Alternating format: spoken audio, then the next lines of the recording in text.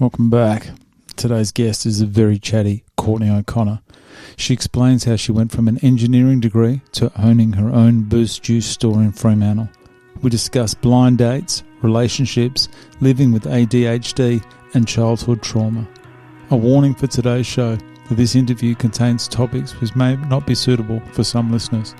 If you or someone you know is struggling with depression, self-harm or suicide, please call Lifeline on 13 11 14.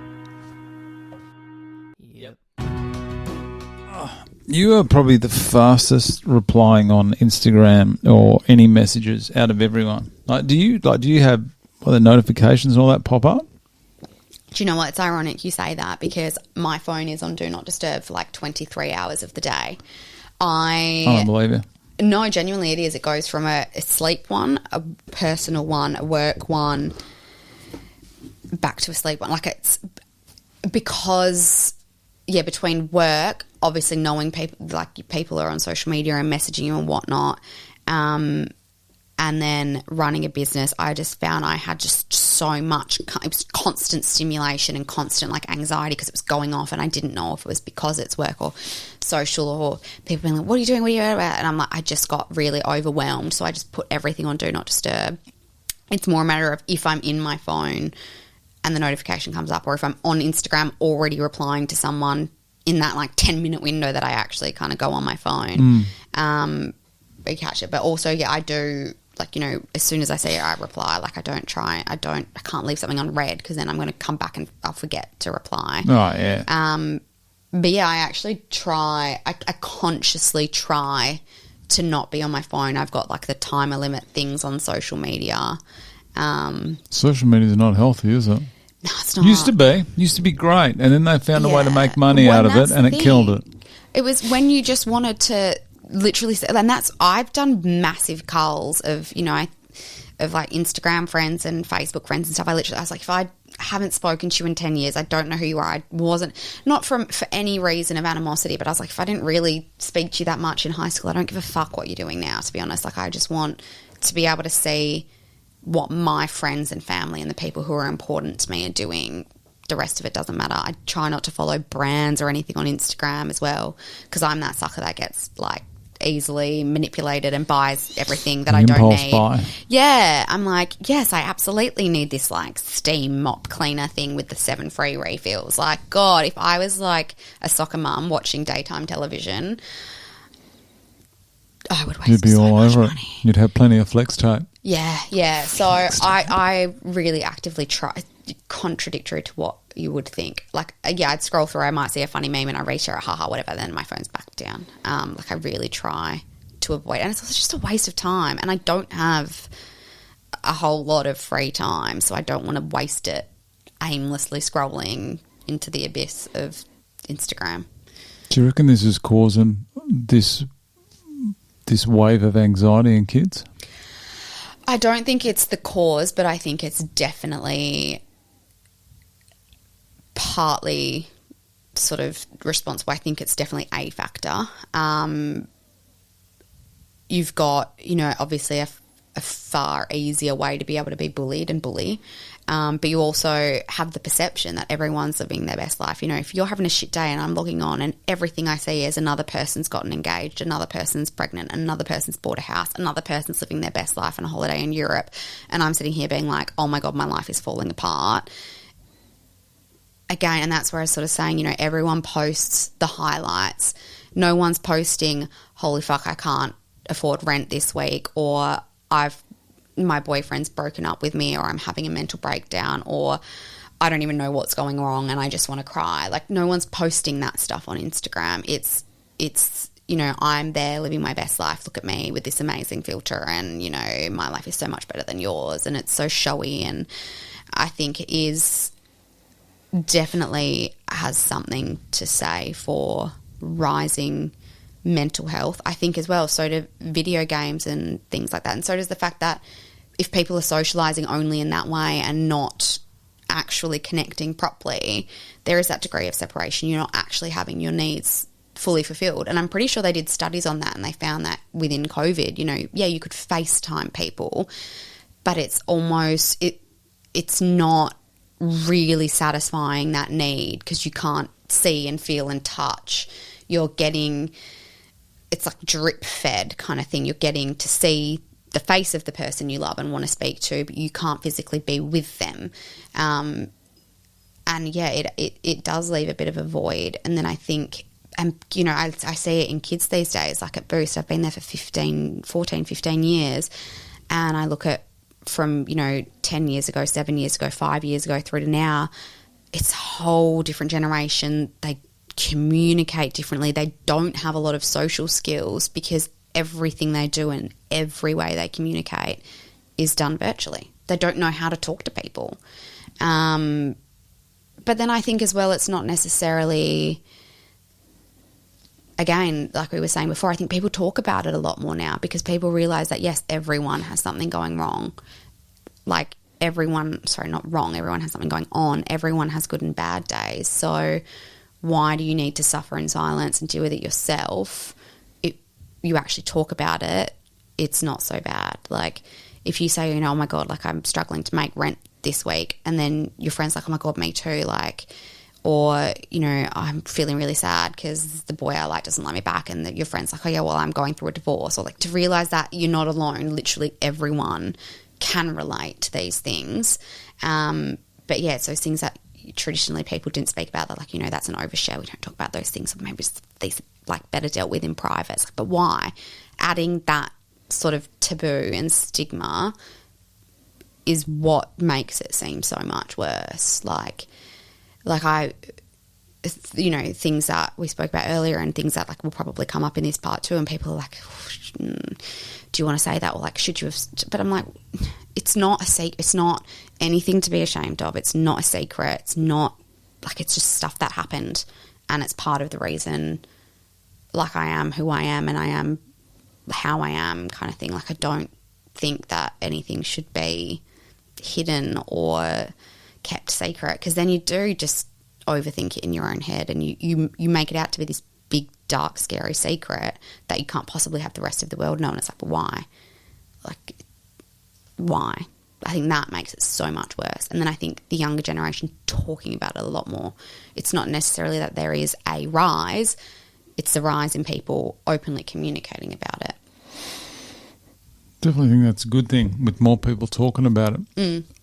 There is that fine line though where it seems like getting attention and having eyes on you is the key, where once again people have found a way to almost exploit it, where I think there's a number of cases, there's definitely some serious cases, but I think there's definitely a rise in cases where people aren't experiencing these issues that they claim, and it's once again an attention thing.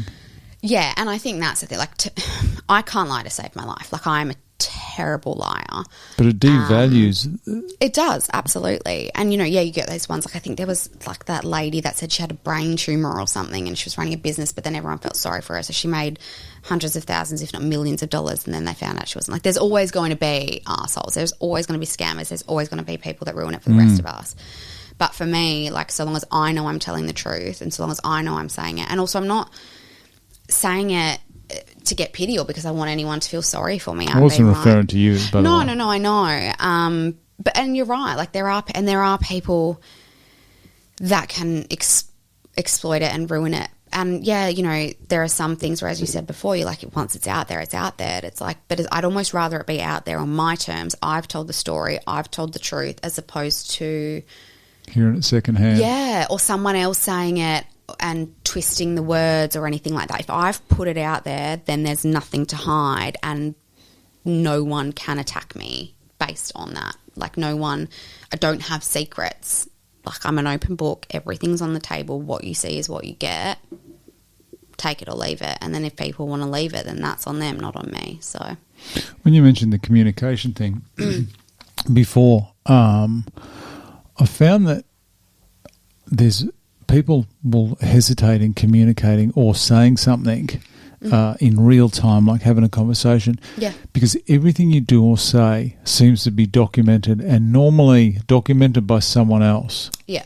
and you can't go out and do anything without the risk of someone having some video footage of you doing something. And I've seen people cut down by other people for merely making a spelling error on a post. Yeah, look, and as I said, again, it goes back to people will always be arseholes.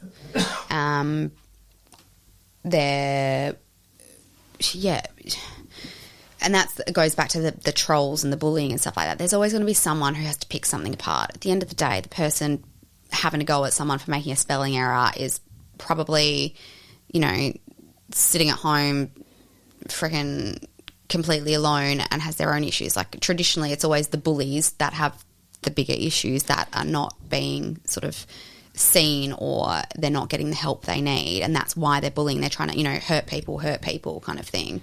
So, yes, it's a double-edged sword. I think there is definitely good and there is definitely bad in it. And, again, if someone's going to rip on you for something like that and you've just been honest and vulnerable and told the truth, like, that's their issue, not yours. And it's a big effort to actually bully someone. Like, if you think about how many things you could see on social media, to see something that annoys you, to stop and then to actually think of something to say, which may be followed up with a comeback again, it's a lot of effort. It'd be so much easier just to breeze past it. But also, and look, for me, I'm like, I don't have the time for that. Like, exhausting. You don't need the negative juju in your life kind of thing. And I just, again, it says way more about them, that they're miserable in their own lives, that they have to bring everyone else down. But yeah, I don't know. What was the question? I don't even know. I don't even think there was a question. Where were we going with that? I was going to ask you about boost juice. Yes, boost juice. We went off. Boost juice. Boost juice, yes. That's quite an intro there. Yeah.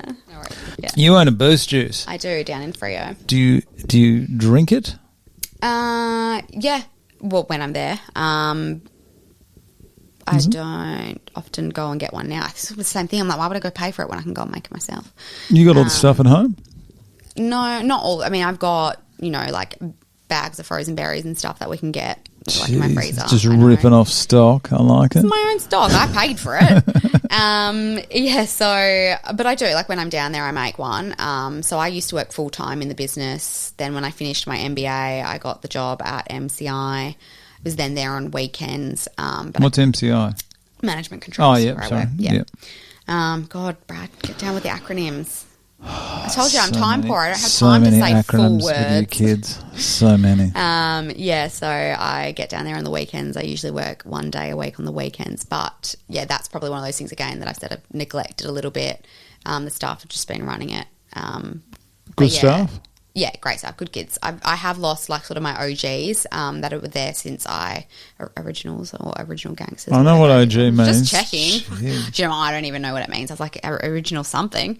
A lot of the people who I've had for a long period of time have now finished uni and sort of gone on into, their careers. So their time has naturally ended. But, yeah, the staff I've got are great. I mean, as I said, there are definitely differences in kids these days. And that's when, you're getting old, when you're like, fucking kids these days. And I'm like, oh, my God, I'm not even 30 and I'm saying that. I know. The music they listen to. the words they say. My staff say things and I'm like, I don't know what you mean. Yeah, acronyms. Like, it wasn't even acronyms. It's like, I can't even remember what it was. And he sends me a message and I'm just like, in English, but I can't decipher what you've just said. And then I even tried to Google it and it doesn't. I'm like, actually, I'm just... And they text rather than talk to you. Yeah.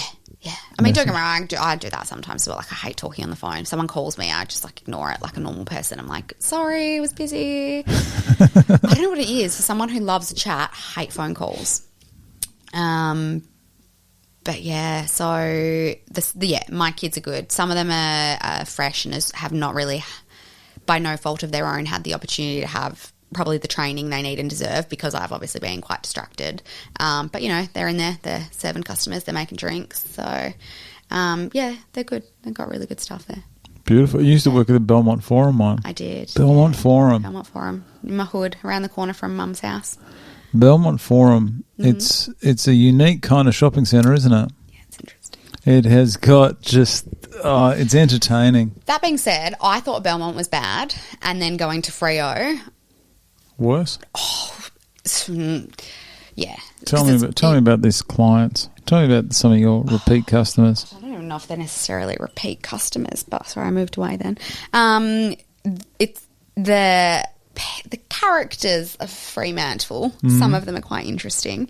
And I think in the last few years too, obviously with a lot of development going on out there. It's a different world down there now. Yeah, COVID, everything like that. You know, there was... you realise that there are a lot of homeless people, and there are a lot of, you know, drug and alcohol and, again, mental health issues and stuff. And, you know, 9 out of 10 of them are lovely people just trying to get by, and then you get the ones who are either on something or withdrawing from something, and there's, you know, you see some scenes, and there's not, or for a while when I was there, wasn't a lot of like police or security presence based on funding and things like that. A lot of empty tenancies, so it was a bit of a, you know, derelict ghost town for a bit, which was quite confronting.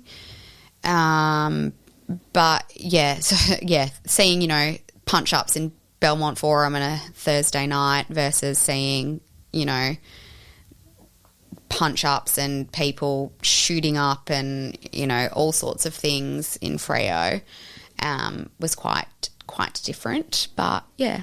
What are they going to do to Freo? They've got to do something. It's actually like really good now that development's done, and you know there's a new mayor and things like that. There are a lot of good things happening down there. Like it's pumping now because they converted the old Maya into, what's it called? FOMO. Yeah. So, and that's right. Sort of my store is opposite that. So I think we did. Is that the near Mills Music Store? Yeah, Mills Records. Is that still there? Yeah. I know he really? was selling or something, but yeah, no, Mills Records is still there. That is one of the last music stores. Yeah. Still there. I think there's a couple of record stores, but he's one of the OGs. And he still gets, you know, he gets like the likes of the San Cisco's and the Tame Impalas and Spacey Jane, like all sorts of, you know, really good Australian acts that are all sort of like Freo born and bred type thing in there, supporting, promoting. Like I think there was a line around the corner the other day, and it was because Spacey Jane was in there doing like a record signing or something. So he really does have good connections with the local kind of music stars of Fremantle. I was trying to think, what other music stores are around? Used to have 78s, Dardas. Yeah, they're all those. Look, I'm not that into, like, you know, I don't do records and stuff like that. I just get Spotify like a normal person. But I know there are 2 or 3. You guys are missing out. There's a generation coming through. You never know. I love vinyl, but I also don't like things and I don't like clutter. So no, it's not just the actual music store. Yeah. What it used to be like. Mate, I used to go into Sanity and like listen to the stuff. Like it was great. But yeah, I know I can't remember what the others are called, but there are 2 or 3 record stores in Freo. But again, I feel like Freo is one of those places, like the Freos, the Mount Lawleys, the Leadables kind of thing, are the only kind of really like artsy, culturally kind of places that still have that.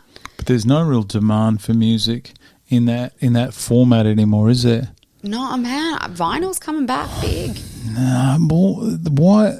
I mean, don't get me wrong, I do enjoy it, but why go through having the actual physical piece of vinyl, using a record player to actually play it when you can just download it and edit a digital copy? Because I think if you are that into music, you realise that the sound quality is very different and the experience is different, and you know, and it's you've got this tangible thing forever, like you've got a piece of history in your hands kind of thing.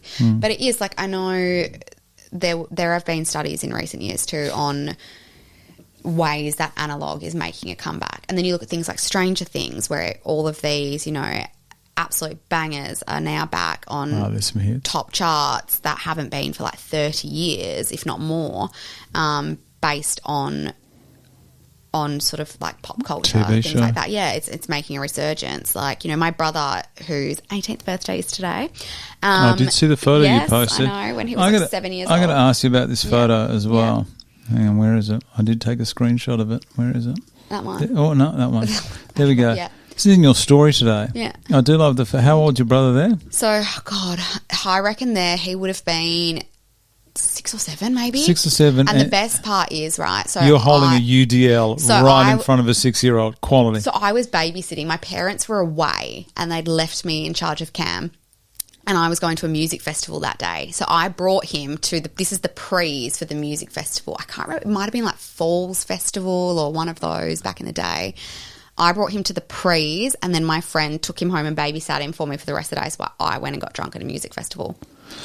That's quality. Yeah. That's quality babysitting there. Absolutely. I can't believe the O'Connor babysitting company You never... get what you pay for. And the fact that you're giving him a hug whilst clutching, what the hell is that? Is that a Strongbow? Yeah, or Summersby cider, I think. You could get the like 10 pack for like $20. That is just violence in a and can. look how red stuff. my hair is there. Oh, jeez, what have I done there? I know. Yeah, so my baby brother is 18 today, Jeez. which makes me feel very old. You're not old. You're not old. I know. With the music stores, that's what I was going to say. Yeah. Is some of my best memories. I'm obviously a few years older than you. Is in it used to be massive when I was in the UK. Yeah. And you had things like H&M and the Virgin Megastore and Tower Records. Tower Records right That's there. Still big though. Tower Records. Tower Records is gone. No, I remember in like even Japan and stuff when I was there, they've got Tower Records. The one in Piccadilly Circus, it is gone. But it's like that's what I said. But it's a comeback. So there were studies and about how many you look at as well like Angus Robertson's and Dimmicks and stuff, and how traditional bookstore went down because of Kindle, and obviously Blockbuster died because digital books are no good. No, Blockbuster died because of Netflix and things like that. But there are a lot of people now buying hard copy books, buying vinyl records. Kids these days, everyone's got like the Polaroid camera and things like that. There is a lot of it making a comeback. But it's just so inconvenient. It is so inconvenient doing the old Polaroid cameras. But they're fun and, gimmicky, and you get that like horrible, way too bright contrasting, and it is going to be very short-lived, I believe. It will be short, and it will be short-lived. They can't with a world where everyone just wants everything now and this instant gratification. But the Polaroid ones, you do get it now. Spits out the Polaroid straight away. Those little square things. Yeah. Little Kodak moments, making a comeback. And then what are you going to do with them? Put them in your pocket, spill drink on them, and wreck the photo. That's exactly what you're going to do. So I use them as a bookmark. I use them, same as like when they have like photo booths as weddings and stuff. I use them as like bookmarks, or like in my like planner at work, and book if I'm reading it, put them on your fridge, whatnot. And then like I know a lot of people now do them as weddings as well. And then you take your Polaroid, you put it in, that's your little like signed wedding registry thing that they do. I don't know. I'm forever alone. I wouldn't know about being married. Gimmicky. I just can't see it. I'd hope it'd be nice to see if it could last. I personally cannot see it lasting. Yeah. Anyway, point I'm trying to make. Yes. All this stuff is, all these places are gone. There's a place called Berwick Street in London, which is in the middle in Soho, and it's where Oasis took the photo to one of their albums. And it was absolutely littered with record stores, second-hand stores. And I used to spend days and days, and it was so healthy. And it was just you straight away you're around the same kind of people. Yeah. And it was one of the greatest things. And it's just all gone. And it's such a shame because people now have got Spotify and Apple Music or iTunes, whatever it's called now. Yeah. And it's a shame. I think it's a shame that all this is gone. But I think, like I said, there's the niche. The people who are interested are always going to be interested. Like we were talking about Mills Record Store. Yeah, for Boost Juice Fremantle. Yep, there you go. We got there. Yeah, I love your little notes. Like lead on to this. I did some research here for 6 months ago. I know. I was going to ask if one of my mates ever owned something like a Boost Juice. I guarantee I would be there. Morning, noon and night getting free stuff. Well, I think the fact that it's out in Fremantle and a lot of my friends don't live that way, I mean, I'm not going all the way out there. For free Boost Juice. Yeah, and also why would I give it to you for free? I'm a business, not a charity.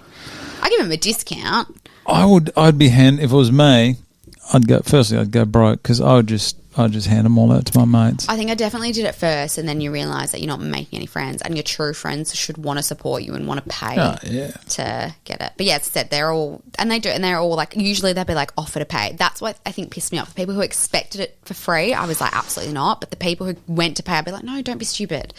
But yeah, it's out in Freo, and especially now that I'm not there. Like when I was in store every day, it was a bit different. But now I'm not there, so yeah, why would you go out? And you're normally there on weekends? Yeah, I'll normally like once a week or once a fortnight I try and get down there, keep an eye on things. You know you're going to see me down there just expecting that free mango, I don't even know. Magic. Sick bitch, Brad.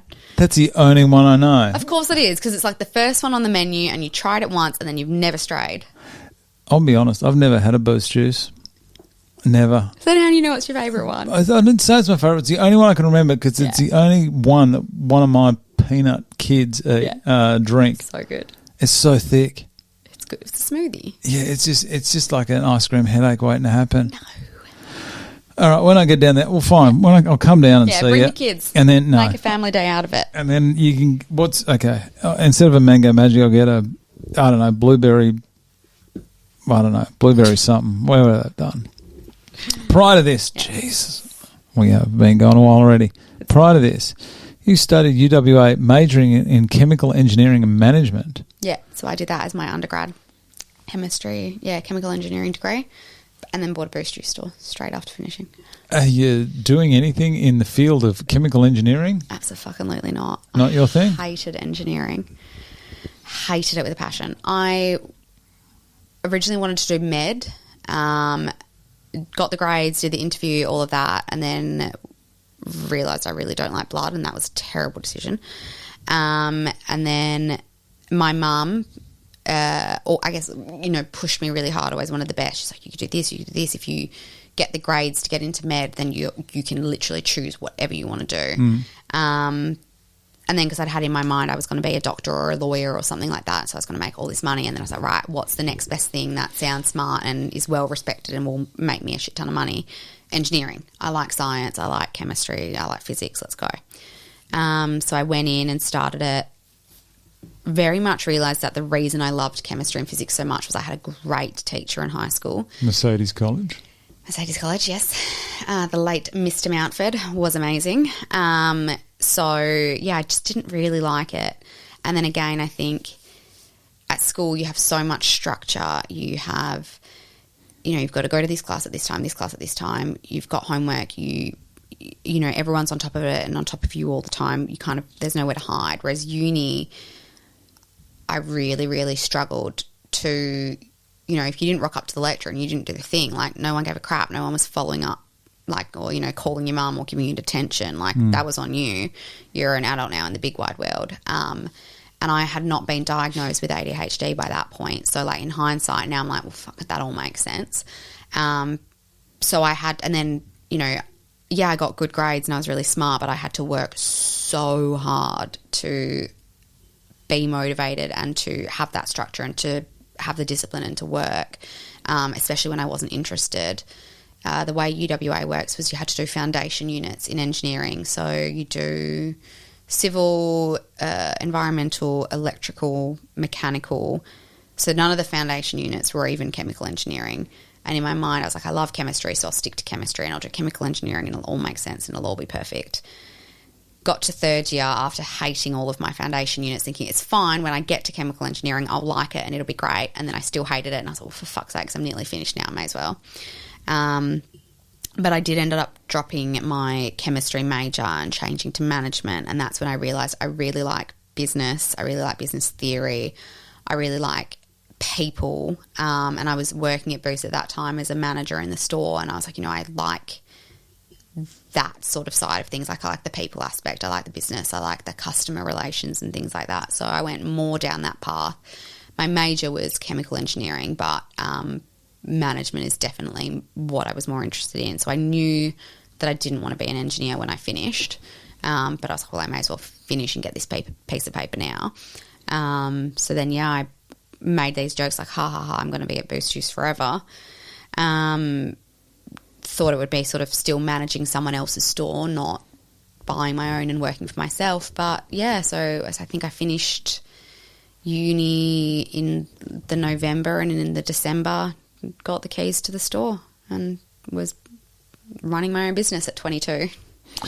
That's actually great, though, is the fact that I think a lot of people go to uni and do things because they can, not because they want to. Yeah. And at such a young age to have the awareness, knowing that this wasn't for you, and then actually having the balls to go, this isn't for me. I know I've dedicated a lot of time, effort and money to this, but I want to do something that I enjoy doing. Yeah. And a lot of people don't get that till they're about 40. Look, I wish I didn't spend, 5 years and 40 grand on it, but and stuck to my guns and knew sooner.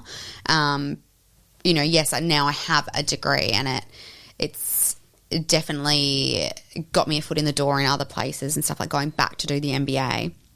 You look at my transcript for engineering where there were units that I just did not like, so I did not study, so I either failed or got shit grades, which as a very high achiever who is very smart, crushed my confidence and my mental health.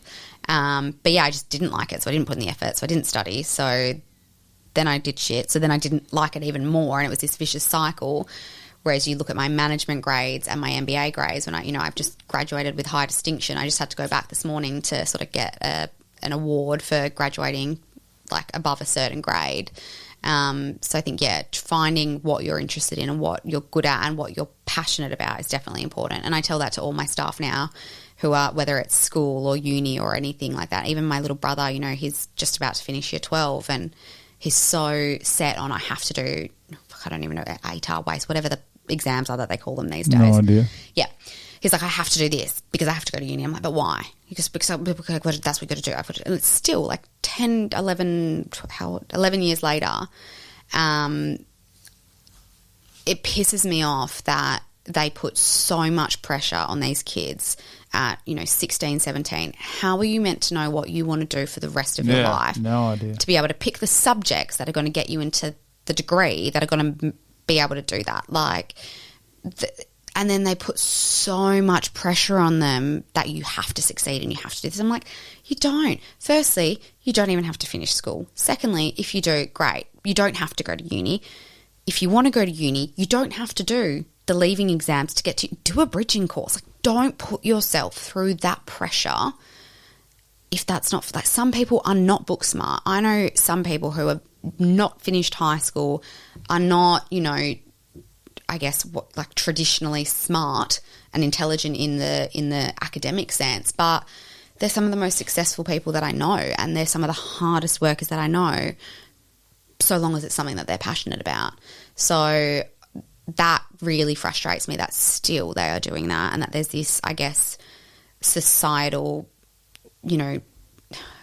pedestal that tertiary education is put on, and if you do or don't go to uni, you are or are not better or smarter or whatever. I think it's bullshit. But yeah, I tell my staff all the time, I'm like, if you're not interested in what you're doing, if you don't like it, change now. Like, don't waste your time and money. Yeah, I'm glad that at 22 I was like, absolutely not, I'm not going into this as a job, but I wish I did it sooner so that I didn't, and not waste time and money. I don't think anything's a waste. Any sort of educational learning is always, valuable, but I could have been doing something that I liked. So seems so broken, the system with high school leading into uni. Be good if there was a way to have a break, like almost force people. I know you can never force people to do anything, but say you graduate 17, 18. Yeah. So you got to give it about 4 years. And I believe if you let people choose what they're interested in rather than what they're expected to do. But then, on the other hand, the importance of money and the impression that you have money or wealth seems to be becoming more important to people, just from what I've seen on social media. So is this going to push more people into becoming or trying to become doctors and lawyers because that is almost something they can brag about? I'm pretty sure people make more money doing OnlyFans and influencing on Instagram than they do as a doctor and a lawyer. They're making some money on OnlyFans, aren't they? Yeah, I make billions. No, I'm kidding. That's what we should do. We should do an OnlyFans. Imagine that. Jesus. What would Anyhow. someone pay to see with me? Nothing. Moving on. Yeah, look, I think it's yes and no. Again, I think Instagram, again, you know, everyone's got a Gucci bag and you see the Kardashians and things like that. So then you've got people putting themselves into massive amounts of debts with Afterpay and credit cards to have this thing because they think they need it and they want to look cool, but really it doesn't matter. But then there's also a lot, and I think especially now in the last year or two, of people realising that none of that shit matters, and it's the quality time with your loved ones. It's the time in nature. It's taking care of yourself. Like, so long as you've got enough money to meet your basic needs, have a roof over your head and pay your bills and be comfortable, it doesn't really matter after that. Like, if you're not happy but you're a millionaire, what is the point? I think you have to have the pain, though. You have to feel the pain. You have to have a horrible job to appreciate the good job. You get your dream job straight out of school. Yeah. You'll never know the pain. And we've all had the pain. Yeah, but I mean, some people are just lucky like that. And it's like the people who know what they, like the people who have, I guess, you know, vocation, for lack of a better word. They just know what they're passionate about and they know what their purpose is and what they want to do. Like, I envy those people because, yeah, as you said, you know, some people get to 40 or however old and have no idea what they want to do. And I think one sort of path always leads to another and whatnot, as cliche as that is. But I think until you go through those things, and some people just get it easy. But, you know, but do they? You know, as I said, they've got some highlight reel on Instagram about how like their life's so great and here's their Prada handbag, but are they actually happy? No, miserable. Exactly. Bullying someone because they spelled something wrong. That's where I think with something like music is you have a look at these people who are very good musicians. Yeah. They get to, say, late 20s, 30s, and they give it all away. And you see it with bands. Like, how many bands do you see on, like, popular, say, top 40 music? How old did I sound then? But all the people, all the singers in these bands, they're all under 30. Yeah. And it's such a shame because it's almost like it's not an old person's game where... I think it's hard as well. And, I mean, that, you know, you do that, but then you're travelling for shows, you're always on the road and whatnot. If you then want to have a family and stability and to be, you know, to have a sense of home and groundedness kind of thing, like how do you have that when you're travelling 10 months of the year on shows and living out of a suitcase? Like, I think that's a part of it.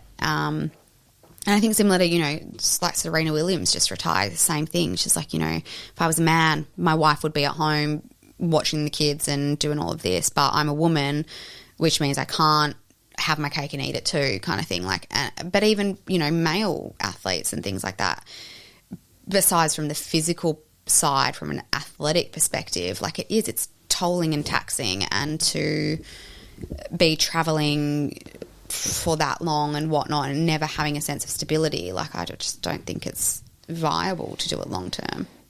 No, there must be a happy compromise in there somewhere. Maybe. Think of all the great music that was never produced because people were working Monday to Friday, 9 to 5 in some crappy office. But I mean, look, I'm tone deaf, so I can't relate. So no one wants to see me do karaoke. So you're just getting back to your back on topic. MBA here. Yes. I've got a photo straight up here. Oh, do you? Look at you there. Yeah. So what were you graduating here? What had you just finished? My Masters of Business Administration at UWA, graduating with distinction. Can I be honest? Yeah. Those gowns do nothing for you. They are freaking horrendous. And I think I'd like come from work that day as well. So I was wearing black. In hindsight, I should have worn something underneath it to break it up because I just basically look like you're wearing a muumuu? Yeah. Like I look like I've come off the set of Harry Potter or something. And I'm like, why do you have to wear that? I don't understand. They're so... I think it's one of those, like, academia, religion and politics and probably, like, law are those ones where, like, why do the judges and stuff still have, like, those little wigs and still headgear, swearing on the Bible? Like, why? For what purpose? Just because that's what it was and it's this, you know, sense of like, I don't understand. I don't understand why you have to wear this cloak thing to graduate. I think the reason is a friend of mine, very wise friend of mine named Bartek, told me something the other day. He said people hate two things. Mm-hmm. They hate things being the way they are, and they hate change. And he is fucking oath. Dead right. He's a wise man. He makes a delicious vodka as well. Oh. Thanks, Bartek. That's for you, mate. All right, what else? So, geez, we've had a very intense first hour of this. Yeah. I've been going into your socials here. And what have I got? Oh, God. You're not a big drinker and you're like, excuse me. I'm not. See, look, I'm sorry. That's a mocktail. There. No, the one with Cooper in the photo. That's a mocktail, yeah. The champagne wasn't actually my champagne. I held someone else's for the photo. The amount of people who claim they hold someone else's drink for a photo. Look, don't get me wrong. I did end up having 2 champagnes and a tequila shot that night. Green is your colour. Thank you. Can you please tell that to Jackie Toth? Because she told me that pasty people don't look good in green. Go fuck yourself, Jackie. Love you. I am not going to say anything to Jackie Toth. The red dress. So that was PCR last year. That is a non-alcoholic champagne. Yeah. Yep. See, fake it till you make it. Like this with a strapped So ankles. that's something because I wasn't. You're the only person who's actually probably everyone's noticed it, but I didn't even think about it. So that was after PCR orientation, and I'd had my ankles all strapped up because I was trying to run to get fit for PCR, and I was getting horrific shin splints. So yeah, I look a bit homeless there. Okay, that's all real alcohol then. This was before the decision to cut down on my drinking. Do you know that you have a different outfit in every single one of your photos? Do you know? But I outfit repeat so much. So that green dress is in multiple photos. There. Yep. That green dress is in multiple photos too, and it's actually the exact same as the black one I'm wearing in the other one, but it's just a different. So yeah, so that's the same dress. Literally, the black spotty one with the red photo, there. and then the one below it is the exact same dress. Thank you very much. I outfit repeat like crazy.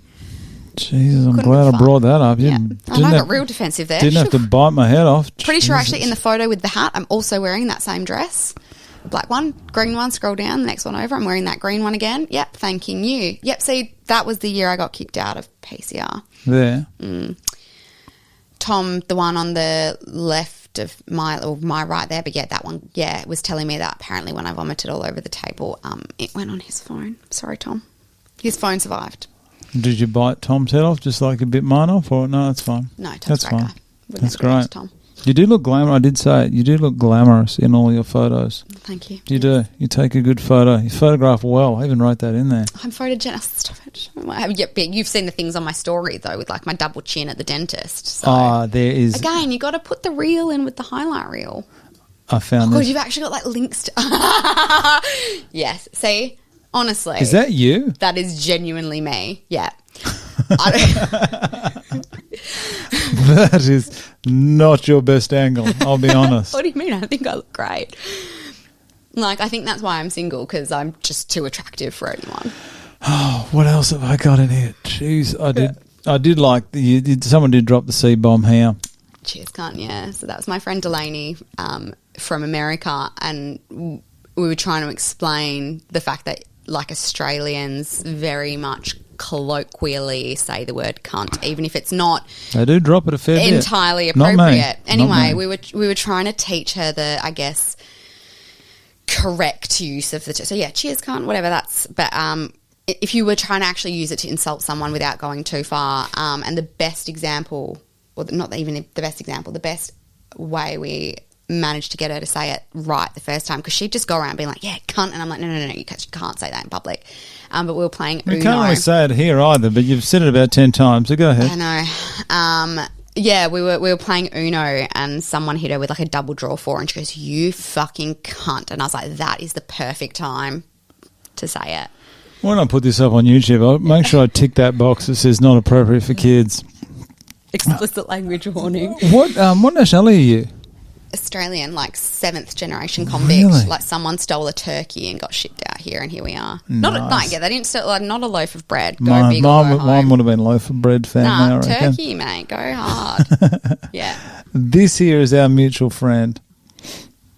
Hannah? Hannah. How do you know Hannah? Hannah, I am mates with the guy that she works for at Fat Burners Only. Paul? Do you know No way. Paul and Fiona, yeah. I just got some supplements from Fat Burners Only last week. Fat Burners Only is a quality establishment, people. If you're anywhere near the Burswood area, call in and see you don't even need Paul to be there. and They've got free Australia-wide shipping. Yeah, Express, I believe. They do. I get all of my supplements from there. I had to go and do a big order the other week to, protein, collagen, what do I need? BCAAs, whatever. They take care of me there. Yes, no, Hannah, she's going to be there on the night. She's good value. Yeah, she is absolutely great value. I did my engineering degree with Hannah, and neither of us are engineers. She went into figure fitness competitions or something. Yeah, didn't she? she's done, I think, 2 or 3 bikini comps now. But yeah, again, so I think she might have finished uni after me. So we studied engineering together. Neither of us are engineers. She's now the general manager of Fat Burners Only. Really? Yeah, got a little promo the other week. Oh, really? Yeah. Who's stepping away? I don't think they're stepping away. I think they, I don't know the ins and outs or whatever. I think they're looking at other expansion opportunities and business opportunities. So they've just handed some responsibility to Hannah so that they can focus on other areas of growth. She's been there for as long as I can remember. Yeah, I would say like maybe 6 or 7 years. She's been there for ages. And Paul and Fee, they're quality people as well, aren't they? They are absolutely lovely. Have you seen Fee after like 2 champagnes or 2 tequila shots? Yeah, she's funny. Gets rowdy? Yeah.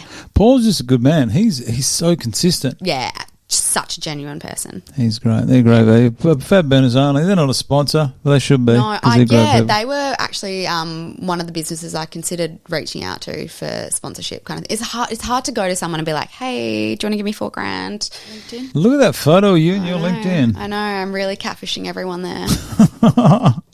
Imagine saying, "Is that your Tinder, bro? Are you on Tinder?" God no, fuck no. Oh God. What is it? I don't know. This all happened. I was married with kids before Tinder even happened. Yeah.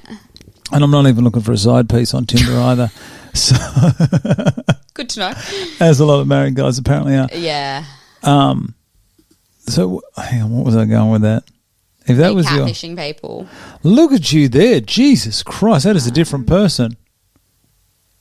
Yes. That looks so different. There's a meme of, I think it's Zendaya, and who's like, she's glamorous red carpet, and then when she's playing Rue in Euphoria and she's like methed out of her brain or whatever, and it's the my sort of headshot versus when I turn on the camera on Teams. Yeah. And my boss actually sent it to me, and it was funny because that's my headshot if my camera's off, and I was sitting there and I think we had an internal meeting or something. We're working from home. I'd just come back from the gym wearing my Anarchy jumper, hadn't brushed my hair, like hot mess with a coffee cup. I think I even had my Spicy Disaster coffee cup, and I was like, I feel attacked right now. I look great. That was knowing I had a photo shoot, so it was like I washed, blow dried my hair, did my makeup. Manny's done a little bit of editing on it there, but that top lip isn't as thin as I thought it was going to be. No, because I've had work done. Is it? How old's this photo? That was from December last year. You are kidding me. No, that doesn't look like you. I look exactly the same. I'm just my hair's maybe a bit darker. Totally different. That is I had to double check that. Like, had a double take. See, that's you. No, that's me. Doesn't look like you. I think I look the same. No. I think maybe it's because I look homeless 99% of the time. So that when I look good, people are like, "Damn." No, you seem to have more character in your face now, I believe. Character. Well, it was a professional photo. I couldn't be there like with the passion pop. Like. No, I'm not saying that. I'm just saying that. Anyway, jeez, Courtney O'Connor. Make sure I block that one. What else? God, no. Yeah, I'm gonna go because I was leading on to about your Tinder. How I'm forever alone and just So hang on. So you're not on Tinder? No, I'm not on it. What about Hinge, Bumble, all of the rest? No, they're all bullshit. Have you had a crack at them? Yeah, of course. And you get bored every now and then and you download them again and it's the same fucking people with your fish photo, your gym dude, whatever. And I think back in the day when they came out, people went on them and it was potentially either for the right reasons or just to get laid. Mm-hmm. Then it was sort of, you had Tinder was to get laid, Bumble was for something more, and then Hinge came out. Hinge is owned by Tinder. It's the same company. Then they all, same as, social media, they've all monetized. So now you might get I don't know, like however many likes you get per day or whatever it is, and the algorithms they have that don't show you the people that you're actually interested in, so that you pay, you know, whatever it is a month or whatever to be able to get unlimited likes, be able to see everyone, be able to be seen by everyone. So, and again, like, you know, genius business model, but they're literally extorting and profiting on like people's basic human need for love and affection and companionship. And then if you don't get that, that doesn't help your mental health and you feel shit about yourself. If you get ghosted, you feel shit about yourself. You meet these people and now, again, people used to actually have conversation and go on dates and whatever. I found the last couple of times I've been like, oh yeah, I'll download it, like see what's out there, whatever, like maybe I'm ready for something. And it's, again, the same people, the same whatever. And now they'll just like your profile and then there's no conversation. It's like, it's just another form of social media. Someone gets that ego boost of being like, hey, someone thought I was physically attractive, because you're judging a book by its cover. Mm-hmm. You know, what can you really tell about a person from their 5 best photos and a couple of sentences? Like, it's all surface level and looks don't mean anything. So I would much rather meet someone organically, which is next to impossible, because everyone's on Tinder and that's how they do things these days, which I keep getting told, and I'm like, but it's always by your friend who's already married and has a kid and whatever, or is in a happy relationship. And I'm like, go fuck yourself. What do you know about what it is these days? I'm not telling you to go on it. No, I'm just telling you why. I don't like it. But then also, again, maybe because I'm, you know, running a business, working full time and training for a fight, you know, with the 20 minutes free time I have in a week, like, that's time for myself. I don't have time for anyone else right now. So why would, like, it's not fair on someone else in trying to do that. How do you start a relationship when you've got no time to invest into it? It's a cold Paul theory. People in relationships want you to be miserable too. Oh, mate. I'm not. Hang on. Get me wrong. I'm not. My wife like, is excellent. No, but don't get me wrong. Like you see, you know, your friends will vent about something that their partner's done or whatever, and it's, you know, it's relationships are by no means easy. Like told you I'd fuck something up. Relationships are by no means easy either, and like, you know, someone else is always going to annoy you in some way. You obviously love them despite that, same as family kind of thing. But, you know, sometimes, when I'm hearing my friends complain about their partner, and it's dumb shit, like, oh, they didn't unstack the dishwasher, or they, you know, didn't put their dirty laundry in. I'm like, fuck, real nice, not having to worry about that. Like, so minor though. Yeah. At the end of the day, I must piss my wife off some days. I don't know how, but I'm sure I do. She looks at me some days, I'm like, Jesus. No. But yeah, no, it'll happen when it happens. And I just don't, again, some social media and stuff, it's all so surface level and superficial, and it's just not what I want. Like, I want something genuine, so. It'd be nice to sit opposite someone at a table and talk for 3 hours 15. Is that where we're at? I'm going to beat Paul and Fraser. They're both going to be salty. Oh, there was never any doubt you were going over today. Yeah, this is true. We all knew I was going to be the longest one. Looking for love. You took part in something called the the West Australian Blind Date. I did. How did this go? Because, you know, we have a mutual friend, Paul. I'll just use his first name.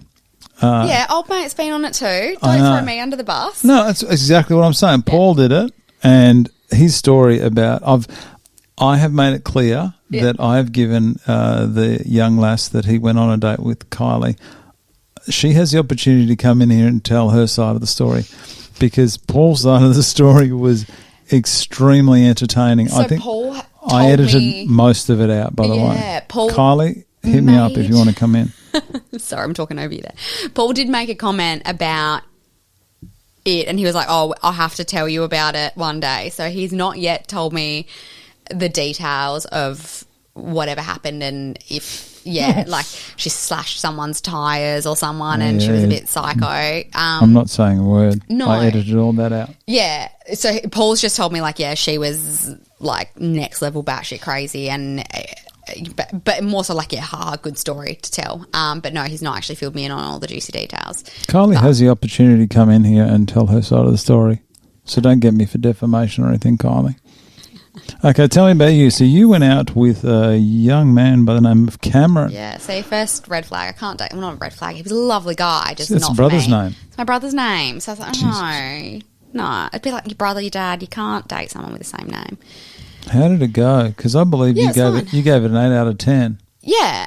And like I think, and then he gave me a 7 or someone, and so many. Oh Jesus! There you go. Yeah, 7, so 5. many people were like, "Oh my god, how dare he?" And I was like, "Well, I wasn't rating him. I was rating the experience." Like, and at the end of the day, like I've been on far worse first dates. He was a lovely guy. We had great chats and whatever. He just wasn't my guy. Like, did he realise it wasn't a formal event? Didn't he? Rocking up in a shirt that says chocolate on it. Nice work, man. Yeah, but he was that, just that young dorky kind of. He was really nice. Like, it was no physical attraction and no spark or anything. You finish it off here, which is just absolutely heartbreaking for this young gentleman. Your last line there. I definitely hang out. Probably not romantically. that is the biggest. Let's stay friends. But it's not me. It's you. No way. It's not you. It's me. Fuck. That is just the ultimate shutdown. So, have you been in touch with this guy since? No. I think we both knew, and we just both knew. It was fine. He was funny. He made me laugh. But we just he got a word in. Jesus. Okay. Whoa, rude. Yes, I stop talking every now and then. I've got to have just breathing breaks, Okay. Yeah, so it was nice as well. I think it was something different, and how did I get into it? The girl who runs it had posted in a Facebook group, and I was like, you know what? Fuck it. It's something different. Oh yeah. Don't have to even though it's so common these days. I don't want to be telling my kids that I met their dad on Tinder. Ugh. It's not embarrassing though. It's not even embarrassing. It's just not what I want. I'm an old soul, Brad. I went to a wedding many years back, probably 10 years back, with two people that met on RSVP. I know, back in the day, yeah. And they pretty much they swore that they wouldn't tell anyone that's how they met because they were very embarrassed. I said, don't be embarrassed, it's fine. But nowadays, it's just everyone's just, how do you meet? It's Tinder. Online. And no, there's absolutely nothing. I've got multiple friends who've met their partners that they're now, having babies with and getting married to and things like that, moving countries with online. It's just not what I want for myself. I want the organic meeting. I don't know. It's not what I want. I don't know. What's your type? Just for all the single gentlemen out there. Courtney, get pen and paper ready, everyone. What's your type? How old did you say you were? 29. 29. So how many years ago was this? Oh, 28. Sorry, I thought it said you were 26. Cameron was 26. Yeah, he was a few years younger. Jeez. So do you know? So he actually works with Tom, whose phone I vomited all over at PCR. Small. See, Perth is so small. That's small. the other thing. I don't know if my person's in Perth. I've already met everyone in Perth. Okay, so what's your type?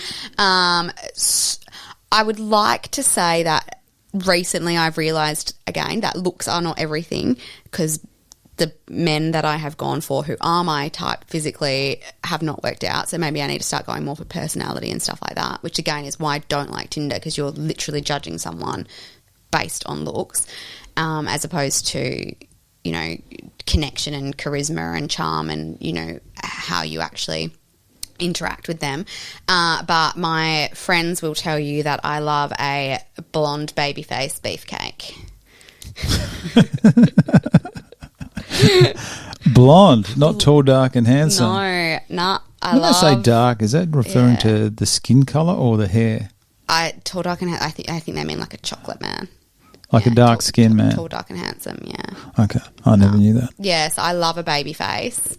Maybe a little bit of stubble, I don't know, blue eyes. But again, I'm not saying that I would never date someone with brown eyes who's dark skinned. It's just my type that I go towards is usually blonde, baby face, beefcake. And when I say beefcake, I mean a guy that is athletic and goes to the gym and has muscles and stuff. Okay. Yeah. Jesus. Mm-hmm. Yeah, I know. But yeah, what 2 for 2 have not gone well. So clearly, blonde baby face beefcake is not where it's at. I think if you can establish, like if it's a bit of a slow burn, it's like it's going to last. There's a better chance. And I think that's where I go wrong is I love the spark and the fireworks and the chemistry, and then you go slow burn and I'm like, fuck, well, I'm bored now. But so it's trying to find that. So impatient. I'm so impatient. And I think, and again, from like ADHD and mental health issues and stuff like that, it's that stimulation and you want that hit or something in a way. So you want that spark, but how do you have the spark without it being toxic, I guess? So, well, you could have something brewing that you're unaware of and then the spark just kicks in. Yeah, maybe. But again, I'm impatient and then I'm not, yeah. But I don't know. Who knows? Maybe I already know the person and that we just don't know yet. But probably not. We shall see. We, a few mates of mine, I'm going to just throw them under the bus. We set up a Tinder. Up a Tinder account. We're banned from Tinder and did you send dick Bumble. pics? Oh God, no! How did you get banned? No. We for catfishing. We said straight off the bat. Yeah. We said this isn't a real profile. We're just here having a look because we were curious, and the three guys, all two guys are married. Yeah. So I said from the start in the description or the write up, whatever you call it, we said we are basically a group of guys. We're not looking for anything, so we're straight up to saying what it was. But so someone's reported you for having a fake profile or something. Anyhow, so I can't even get on my phone. Not that I try to get on my phone, but if I try to get it, because we wanted to look how it was going and we were banned. Don't worry, I've got a photo of something. We were at a friend's house for dinner, and this would be back maybe like 4 or 5 years ago or something. And I've got like 3 phones in front of me and I've got like Bumble going on all of them. I had like my own and then 2 of my girlfriends, and I'm just sitting there like, yep, no, yep. But nah, it's too hard. But that's the thing. People who are happy in relationships think it's entertaining and want to live vicariously through you. So they're like, can I go on your Tinder? Can I? I always have a look at my mate's Tinder. But I'm like, this isn't fun for me. Like, I don't want to I fucking hate a first date. Like, so much. I'm like, I don't want to go. Like, I don't want to sit through the awkward chit chat and the small. Like, I don't want small talk. I want genuine connection and like conversations about things that are deep and meaningful and important. And you don't necessarily get that on a first date. I mean, granted, you got to go on the first date to know to then get there. But yeah, I'm so impatient. Small talk is tough. I fucking hate it. I don't want to know, hey, how are you? I'd rather stab my eyeballs out with a fork. A friend of mine's on Tinder, still is. I'm not going to name him. He knows exactly who he is, by the way. Is he single? Is he hot? Send him my way. He is. Well, you'd hope he's single if he's on Tinder, or at least single. In an ethical, non-monogamous relationship. No, he is single, but no, this guy's just a disaster. It's pretty much a male version here. Male version here. Yeah, I do remember. Spicy. Disaster. You break my microphone, we're going to have a problem. Sorry. It's not like I haven't spoken louder into it that entire time. And he says there's all these things you got to watch out, and he points them out. And I thought Instagram was bad. Tinder's worse. And he calls this thing. He goes, "You got to watch out for the icebergs." Have you heard that? This applies to men and women. Please don't get on my back. Anyone listening to this, I already know what you're going to say. Yeah. And you know what? He's dead right.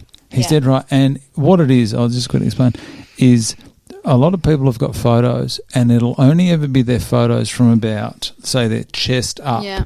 And it's on the right angles and everything looks good. And it's normally, I'm going to talk about guys because it's a lot safer for me to do this. It's if a guy is, say, quite heavy around the stomach or something going on, he'll take the photos all so up top. And if you look up, apparently you look thinner. I don't know about angles. I don't know. You've seen my double chins. Definitely not the way. I should position these cameras better probably. But he just said it's like an iceberg. So you see this girl and only 10%, and then underneath the water, there's a lot going on back there. And again, look, at the end of the day, from a physical perspective, sure, but then who knows? Like, that could be the person that's going to like love you the way you deserve to be loved and treat you the best. But you're judging it based on that, and that's the problem. But I mean, you talk about that. Look at, as you said, Dave LaRosa looks huge next to all his mates. I didn't say that. I did not say that about you, Dave. No, Paul said that. But he's not a big dude, but he's not tiny. But yeah, his friends are obviously, you know, shorter and whatnot. And as he said, you know, as Paul said, works the angles. So there are always people, you know, that you rock up and you thought they'd be taller or you thought they'd look different or whatever. But, and again, that's what you're going to get trying to meet someone online. So would you date a shorter guy? Yeah, it doesn't faze me. I mean, no. But look, ask me 2 years ago, I probably would have been superficial and said no. But again, now I realise that, okay, so if someone's shorter than me, but if that's the person that I have the best connection with and am in love with, then realistically, what does it matter? No dramas at all. No. Age? No. It doesn't, again, don't think it really matters. Like, it's hard because you get past, I think, a certain age and doesn't matter anymore. Yeah, and it's like my mum's 6 years older than my dad. When I say my dad there as well, I mean my dad who raised me, not my biological father, who was the violent one. But yeah, so she's 6 years older than him. You know, I've got friends in relationships with men a bit older. I've got friends who are dating men younger. Like, you know, probably no, I wouldn't want to date an 18-year-old or a 21-year-old who's still out trying to party and whatnot. But you know, then is an older guy more mature and has his shit together, or is he, you know, like the Peter Pan types who are never going to settle down? So again, I don't think it really matters. Speaking as a man in his mid-40s, we don't have our shit together. None of us do, okay? So don't associate this age thing with having it together. No, but what I mean is like you're married with kids, obviously you settled down and whatnot. Whereas there are men now, like there are men my age who, yes, are married with kids, but then there are men my age who still want to, you know, live their youth and go and, you know, have still a good... got it. Yeah, exactly. Still got it. So then you think, you know what, have they got that out of their system once they're a bit older and are ready to, you know, commit to one person? I think you get past a certain age and then potentially the answer is no, is that, you know, they like that playboy party life. So who knows? But, you know, again, age doesn't bother me. Like if I'm more attracted to the person and how they make me feel and how they treat me as opposed to any, you know, age, money, physical attributes, whatever. Like that to me, after 2 crappy relationships, means more than anything. Not saying you have to be, not saying anyone has to be in a relationship. I know some people who are single and extremely happy. Yeah. How did you mentioned before you were diagnosed with ADHD? Yeah, just last year. Just last year? Yeah. Real. Yeah.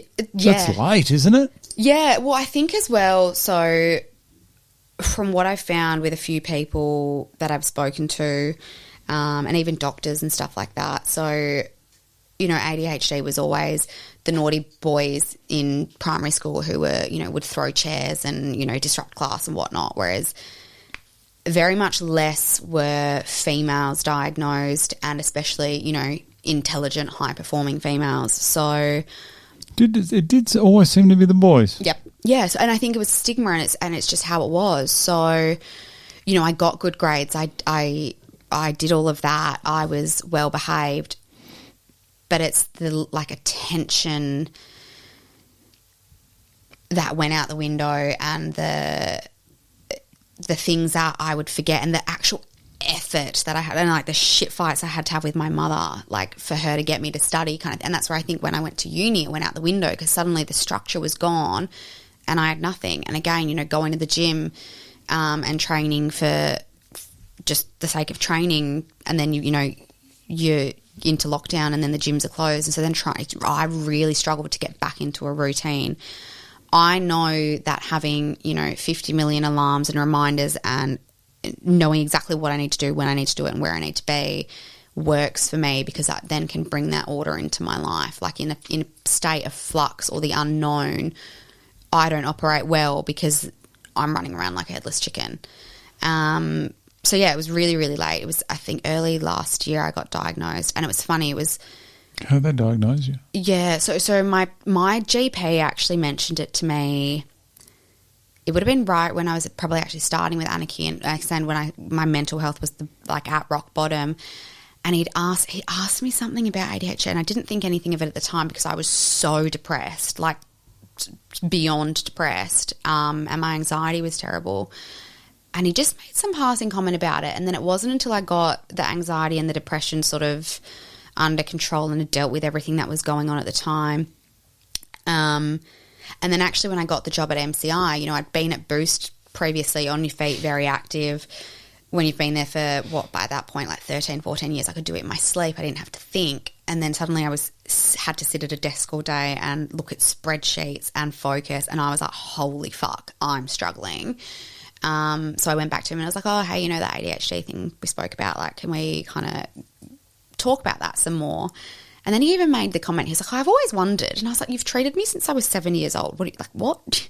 Why did it take him that long to bring it up? Because, again, I think it was even in the medical world, doctors weren't looking for it in academically gifted females. Like, it was the troublemaker, naughty young boys who couldn't sit still and were throwing chairs. I think there's been a lot more research in recent years and a lot more, people talking about things more, realising that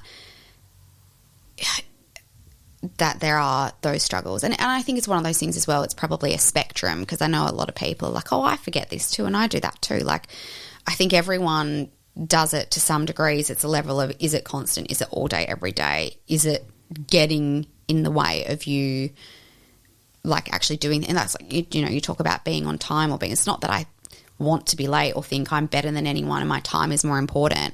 I actually get so much anxiety knowing I'm going to be late, but it's like I'll have everything planned out and then I'll have this window and I'm like, okay, cool, I can actually do something productive in this period of time, like do the laundry or smash out this email I've got to do or whatever. And then you don't have that executive function and the awareness of what the time commitment for that task is going to be. So then you kind of like mess it up and then you've gone over and then you've got this half-finished thing and then you're running around trying to get somewhere on time. So it's those little things, and when they all add up and you realise it's hard. But yeah, so I went to my GP. He gave me a referral to a psychiatrist. Go to the psychiatrist, and I don't know what it's like for everyone. I think especially for kids it's a lot more vigorous and it's like a 5 or 6 hour examination or something like that. But yeah, I went to my psychiatrist, sort of told him a bit about myself, what the go was. He gave me these 2 surveys and basically was like, right, fill these out. And I think I got 8 out of 9 on one of them and 8 out of 10 on the other one. That put me basically as like, okay, without a doubt, you have ADHD. So, and because it's one of those, yeah, like sometimes, often, never type things. And it's like, you know, I try and unstack the dishwasher, but then I put away a different cup. Then I realise I'm going to make a coffee in between. Remember that there's laundry that I've got to fold. Get an email, go to do that. Want to hang out the laundry that's just finished. So it'll take me 45 minutes just to unstack the dishwasher because I'm doing like 5 other things yeah. So little things like that. I think when I got diagnosed, I remember coming home and telling my housemates, and they were like, this is the most calm I've ever seen you. And I think it was like, finally I had an answer and everything made sense. And I was like, this is why that these things are so hard. And it's like, not that I'm shit or I'm useless or because I procrastinate or because I'm not a good worker or whatever. It's like, this is why. Sometimes a bad answer is better than no answer, isn't it? Yeah, I think it was like having that explanation. And then from the mental health perspective is the fact that, and I asked my doctor this, and I was like, is it that I have depression and anxiety and ADHD, or being the fact that depression and anxiety can be symptoms of ADHD? Is that what it was? And he goes, well, no, I think for you it's probably a bit of both. I think you've got the actual clinical sort of imbalances in your brain and things like that, the genetic and the physical clinical depression and anxiety, and then situational, whether it be financial hardships, breakup, fights with your friends, stress at work, whatever. There are always stressful periods and sad periods in anyone's life. That flares things up, and then also childhood trauma. So I think all of those 3 things together, then add in ADHD, not knowing what's what, really struggled. But where I struggled the most was, instead of going down a therapy route, I started taking like stimulant medication for it. Is this recently?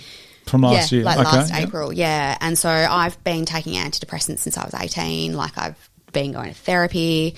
I've struggled with depression for that long. I think the worst was in the last probably 2018 to 2020, I think, was when I started to really struggle with anxiety, and that was a lot worse for me because I'd done the depression thing. I knew how to manage it. I knew what to do if it was getting bad, like, you know, and the meds I was on did what they needed to do for that. But then anxiety was something so different, and until you actually experience it, you can't, like, even I was always like, oh, sure, anxiety, whatever, like, you get a bit stressed or you're a bit nervous, but it was this feeling of like constantly my heart rate was elevated, constantly my jaw was locked and I was on edge.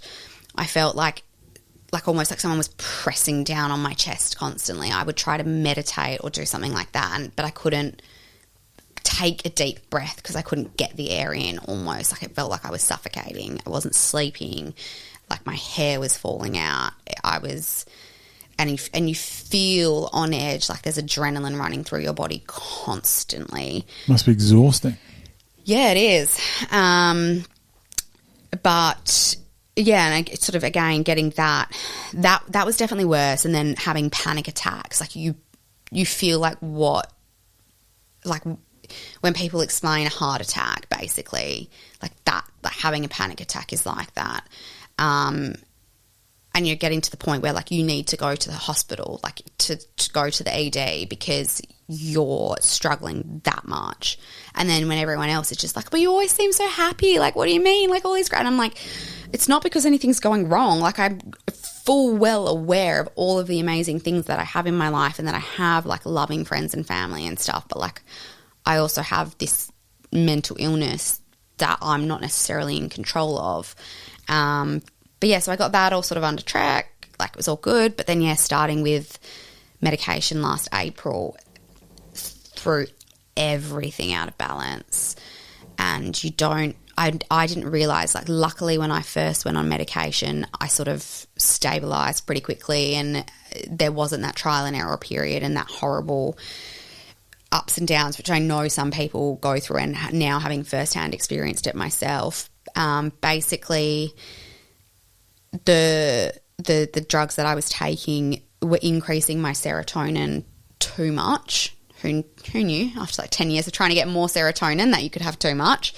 So I was agitated. I felt like I was overheating. As I said, I speak fast and I speak loud, but like my colleagues, my best friends, my mum was like, you are like 10,000 miles per minute. And I just thought that then I'd, wait it out, I'd regulate, it would be fine. And then when I thought that had happened and I thought I was all cool, calm and collected and people were like, oh, you're not.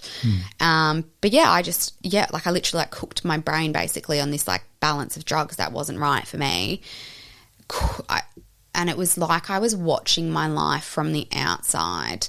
I could see I was damaging personal relationships. I could see I wasn't performing well at work. I could see that I wasn't giving Boost the attention that it needed. I could see I was being an arsehole to my housemates. I was being an arsehole to my best friends and my family.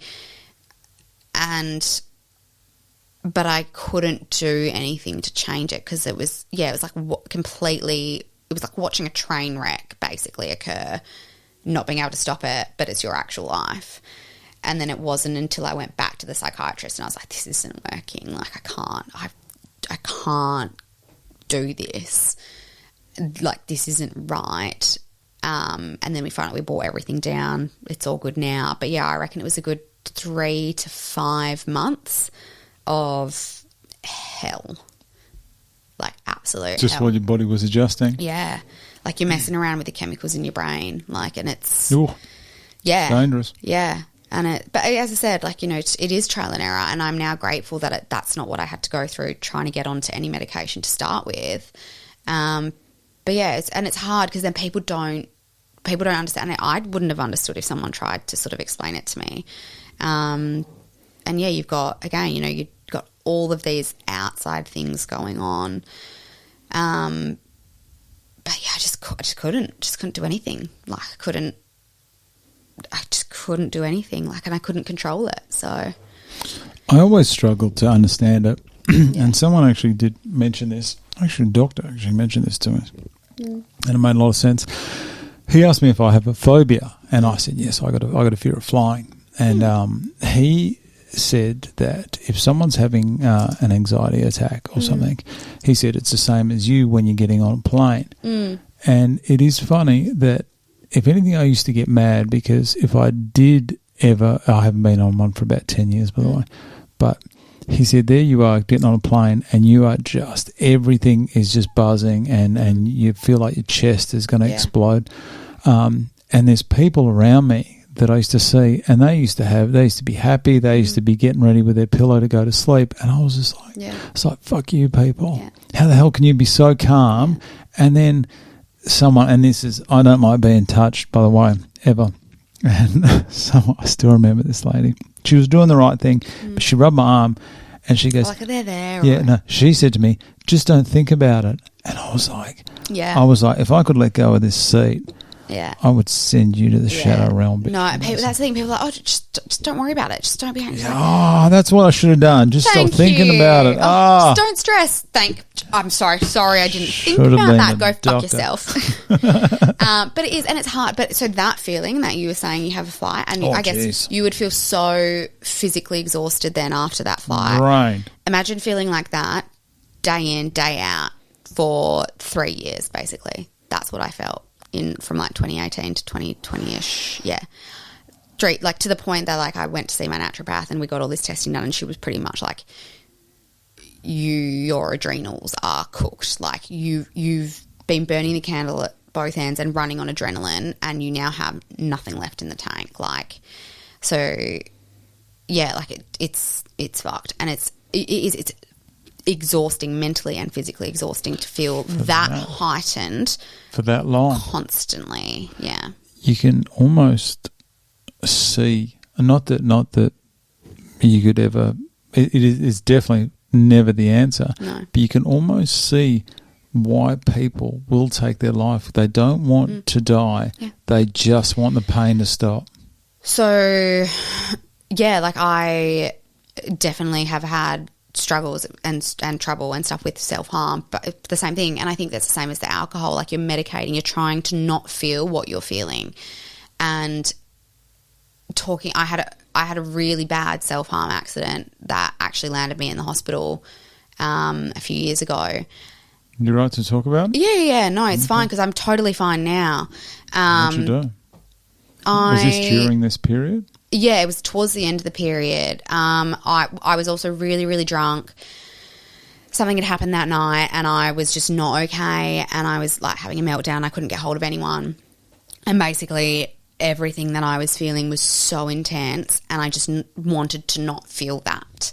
Like, and that was the thing. Like I've probably self-harmed since I was about 10 or 12, which in hindsight goes back to finding out the truth about my father. And it was never about wanting to hurt myself, never about wanting to die, wanting to kill myself.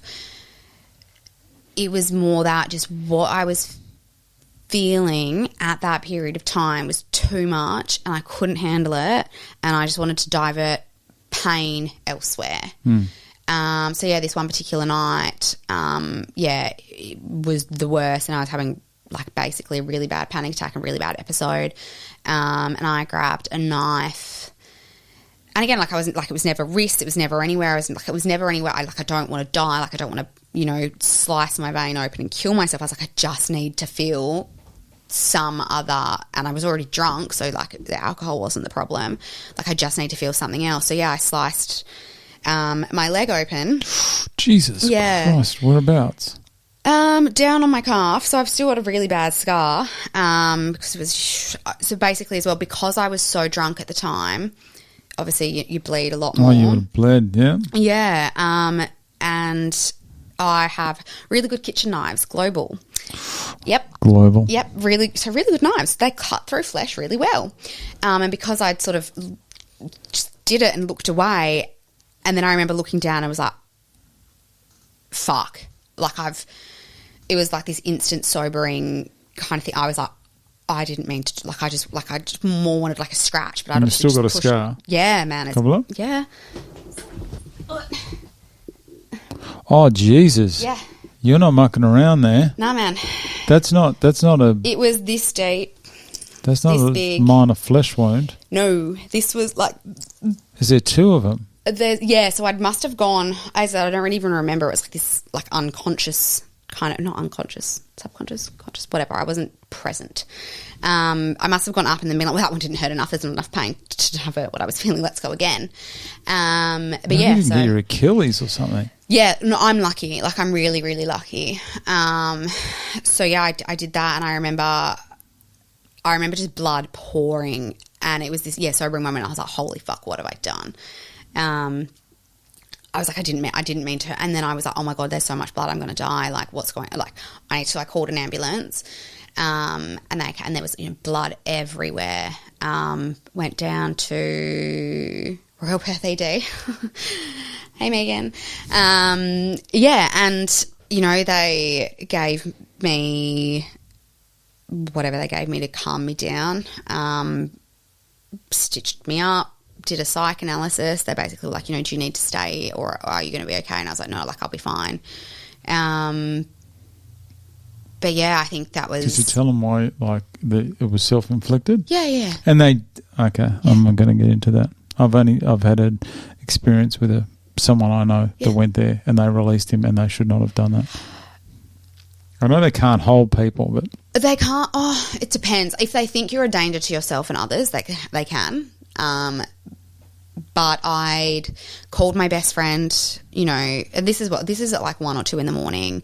No one is awake. You're intoxicated. You're embarrassed because you're like, what have I done? Like, again, no one really talks about this stuff.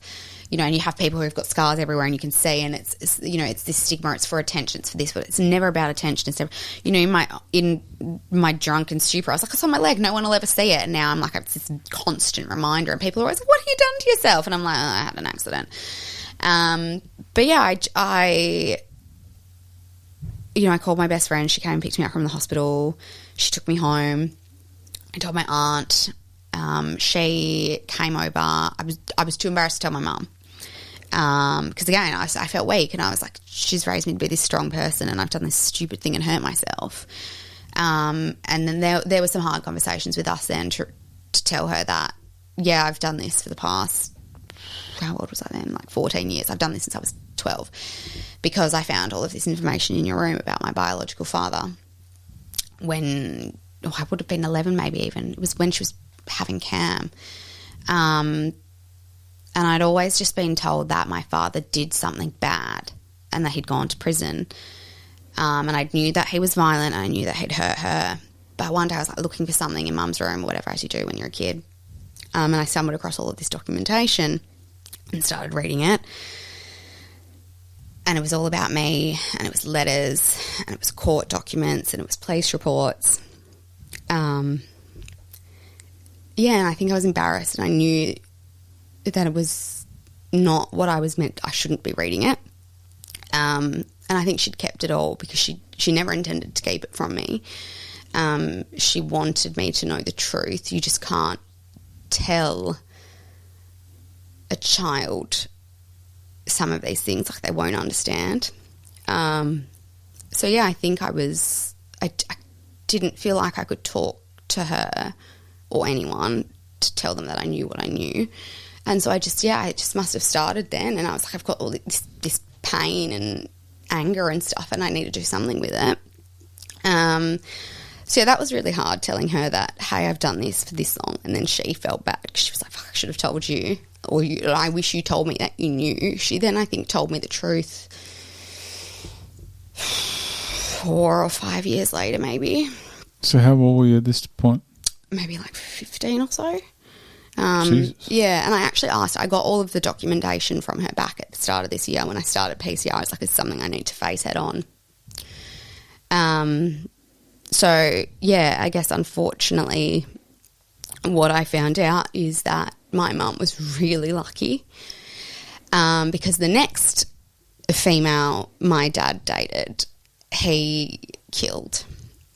So, Jesus. yeah. Yeah, it's a lot to take in when you're 11. And I'm not, and, that's why maybe I don't trust men or whatever and have issues and, all of this stuff. But, and then I think for me, a big part, as I said, I had a happy childhood. Like, my dad, Cameron's biological father, is for all intents and purposes is my dad. He is the man who raised me. He is amazing. Like you couldn't ask for a better dad. But then I would get really in my own head about like this nature versus nurture thing, and I was like, if this is half of my DNA and this is a murderer, what does that make me? Which is really hard.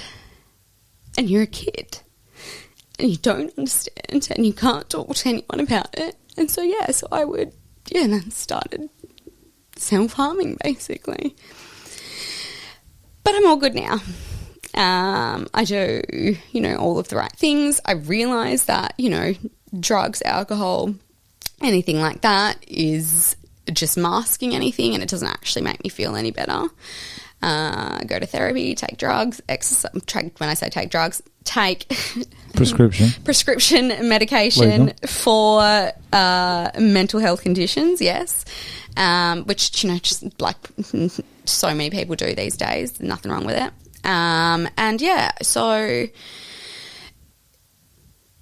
It's hard.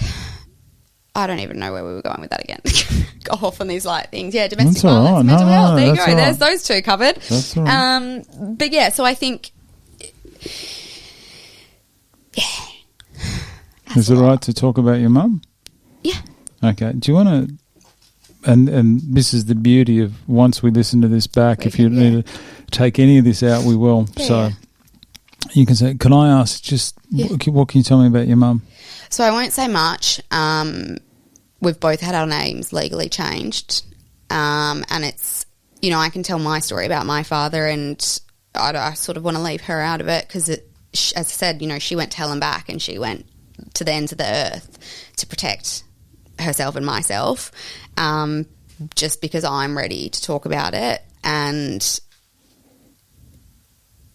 I feel safe, and I don't know if he's still out there, and I don't know, what sort of vendetta he may have however many years later. But Are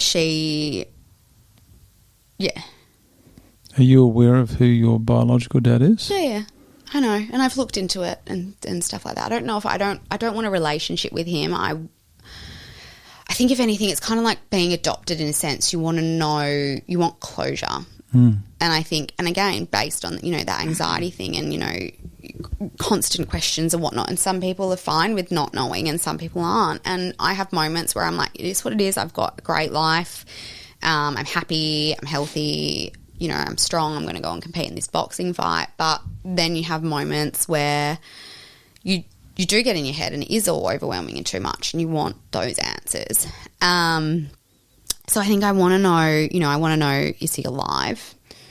I want to know, is he still a piece of shit or has he reformed in any way? Do you believe someone can change? Because I do not. I believe people can adjust and be not as sort of, what's the word I'm looking for here?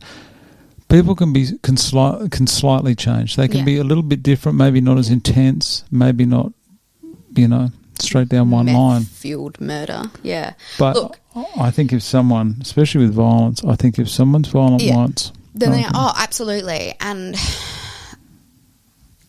I mean, look, he got away with manslaughter instead of murder. Like, there is all these things around it. Look, I don't pretend. It's hard, and I don't want to make excuses or at all, defend him. But like, I know there's obviously mental health issues there, addiction and substance stuff. And I mean, as something my mum always says to me, she goes, "Yeah, he did a bad thing, and he was." But he also had good traits, and she goes, I think you've got the good traits out of him. Mm. So, yeah, and I think if anything more, I want the power of knowledge. Like, I want the ball to be in my court.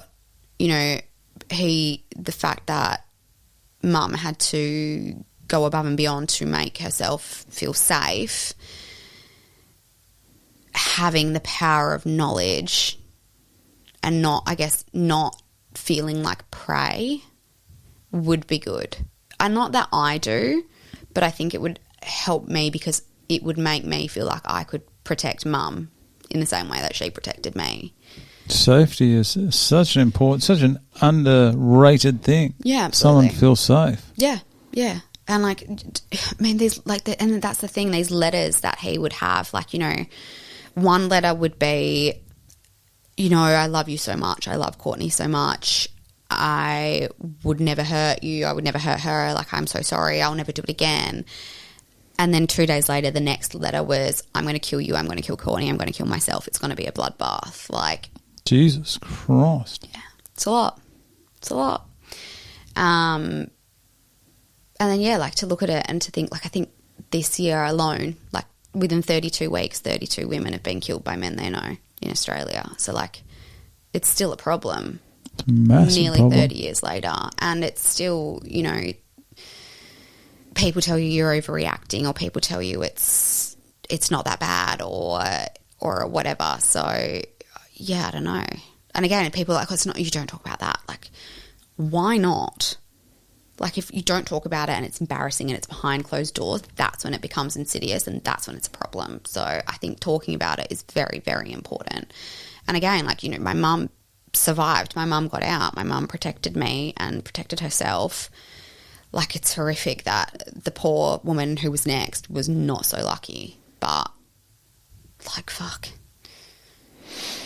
Have you noticed anything in the pattern of sort of partners that you look for? Have you had any kind of aggression towards you from partners? No. I've definitely...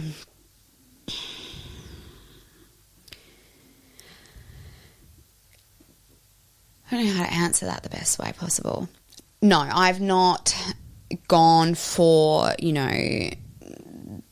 Not consciously chosen. No, yeah, okay, but yeah, I mean, I've not gone for like the bad boy tattoo drug dealer or whatever. Like, you know, but yeah, in terms of the ways that I've let myself be treated by men, definitely I don't think that is good. Like, I've definitely let myself get treated like shit by a fair few men. But yeah, you know, it is what it is kind of thing. Like, as shit as that is, like, but yeah, I don't know. No one's ever physically hurt me, no. And if anyone ever did, that would be absolutely, I'm out. But then it's hard because sometimes the manipulation and emotional abuse can be more insidious, and you don't realise quite. I mean, if you get physically hit, it's very plain to see that you are not being treated right. But if you are getting treated like shit and, you know, cheated on or made to feel shit or not supported or anything like that, like it breaks you down bit by bit. It's not like one actual event that said you. Yeah. I often find that some of the girls I've spoken to have been in these kind of relationships, both physically and like mentally abusive. And the first thing they seem to do is defend their partners. Someone did actually word it quite well to me. Well, not to me. I actually overheard them giving some advice. It was a young lady. Oh, she's not young. She's in her early 40s. She was in a very unhealthy relationship, and she was making excuses. And this person said to her, I thought it was quite good. He said, how would you feel? Because this person has a daughter. She has a daughter and a son. And he said, how would you feel if your daughter's boyfriend treated you like that? Yeah. And it was weird. It was just that. And you could see that changed everything for her.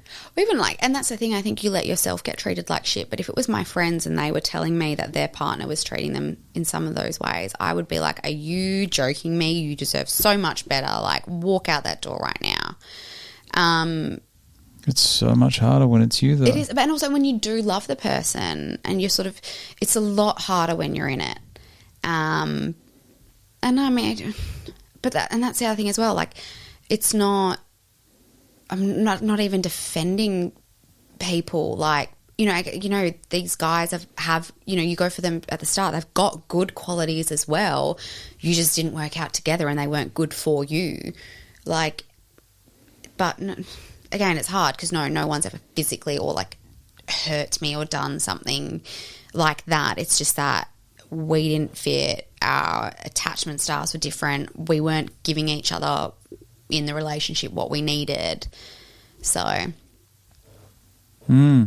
It is a fine line between being supportive of the person and also letting that person take advantage. Yeah. And I think, it's like, whereas right now, like, I am the happiest I've ever been, and like both mentally and physically the strongest and I've ever been, the healthiest I've ever been. And everything I've done in the last, I think, 18 months, I've finished my MBA, I've got a new job, have bought an apartment, I've bought a new car, I'm doing PCR. Like, I'm doing it all by myself, for myself. Like, I don't need anyone else.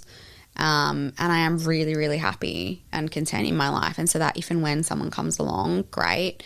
But if this is it, then also great. Like, because I do have so much love in my life. Like, I have the best friends and the best family and so much support and love that if it doesn't happen for me, like, not everyone does the traditional, gets married, has kids, whatever. Like, yeah, I would love that, but you don't have to have it. No. And like, yeah, I want kids, but also you don't need another person for that. Like, if I get to a certain age and I want to have kids and there's no one on the scene, like, I'll look into doing it by myself. Like, I don't need anyone else. Like, I don't need anyone's money. I don't need anyone's support. I don't need anyone else to raise a kid. Like, my mum was a single mother for a period of time. And even with my dad, like, it's funny because he wasn't biologically my father, and my mum is very stubborn, he didn't sort of get too hands-on in the parenting with me. So he was definitely the fun parent. Whereas with my brother, I think as well, because it was biologically his son too, like, he had a say. And yeah, it's been quite entertaining watching them clash over parenting styles. Whereas with me, he just kind of like let mum do her thing. And then, yeah, with my brother, the fun parent and the serious parent. But yeah. Just going back to the bit you were talking about with have you been single? Also, I've noticed I've ever alone. There's nothing wrong with that. No, it's not. It's great. Living my best life, mate. You don't have to fix people. Where I think a lot of people broken to be fixed. No, but I have noticed that people in certain occupations, say nurses, police, firefighters, ambulance, sort of emergency nurses, services. They're the worst. Nurses. What I've noticed is this isn't all of them. This is just some of them that I've been exposed to. They're either single or they are repeatedly in unhealthy relationships. Yeah. I think it's due to the nature of their job. Their job is to help people and save people. Yeah. And then they bring it into their personal life. Yeah. And they choose subconsciously maybe people with problems because they want to help them. Maybe. You don't have to fix people. No, you don't. And yeah, I mean, who knows? Maybe. And I've. It's funny you say that. Like, I've got a couple of friends like that, and they go, then this and blah. Like, you can't. You don't. And it's not your problem. Like, if they want to ruin your life, like if they want to ruin their life, sorry, like let them. Like, don't let them drag you down with them, though. But it's interesting because I don't know. It's not even a matter of being broken or anything like that. But I did definitely. And again, it's something that, like, my therapist kind of identified. She goes, you go for these guys who straight out the gate tell you they're not looking for anything serious or don't want a relationship, and you're putting yourself in that situation knowing that most likely they're not going to change their mind, like, and end up wanting to be with you, and you're going to live happily ever after, so then you're going to get hurt.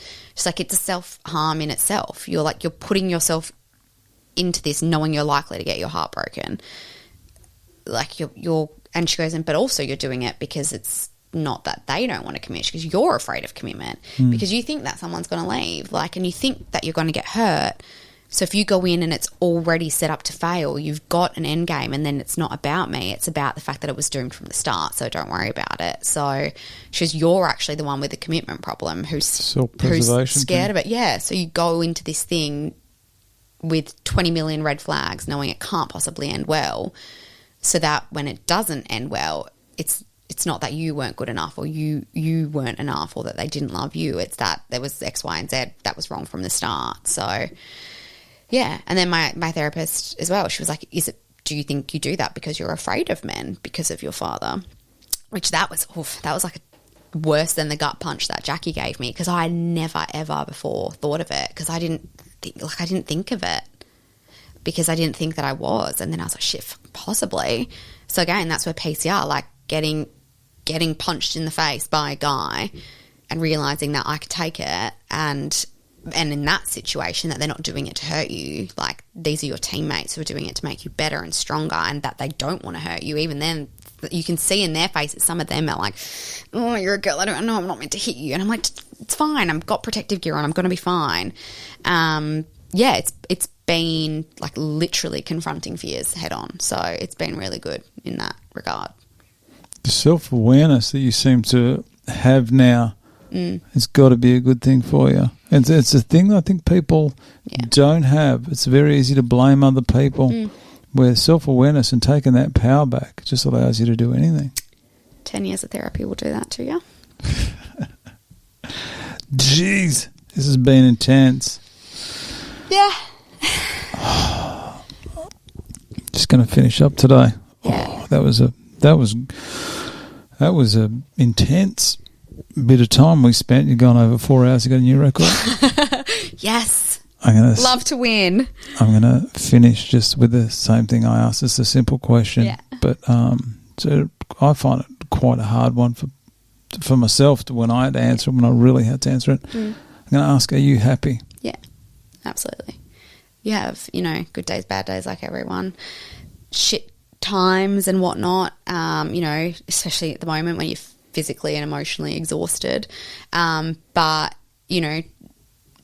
deep down and like in my core, I'm happy. Like I'm the happiest I've ever been. Like, and again, I've done all of these things in the past few years by myself, for myself, and I've done all of the work and come through the other side of all of that shit. And without a doubt, I can truly say, hand on my heart, I am happy right now. That is so good to hear. Yeah. That is great to hear. Yeah. It's the best thing I've heard today. Oh, yay. It's great to see you happy because you... Thank you. It feels good to be happy. It's been a delight coming in here because we've had brief chats before, but this is the first time we've really managed to sit down and really have a good chin wag. 4 hours, 4 hours, 10 minutes. I've said that. Yeah. So despite the crying, I am... But again, it's you show your emotions and let it all out, and then it can't... Then it doesn't have power over you anymore. So... Well, I hope this 4 hours and 11 minutes now has helped you out and made you feel a bit better as well. Yeah, and a lot cheaper than 4 hours of therapy. So my hourly rate is competitive. It's free. Just your company is more than enough. But listen, if you ever do want to come back in here for another chat, that seat has got your name on it. I reckon we need to get me and Jackie in here because you'd need like 4 days and the whole thing would need to be bleeped out. But Jackie loves to swear. If you guys ever want to come back in, you are more than welcome. Oh, let's do it. But I appreciate your time today, mate, and I wish you all the best for the rest of this shit show, which is 2022. Thanking you. Thanks, mate. You as well. Bye.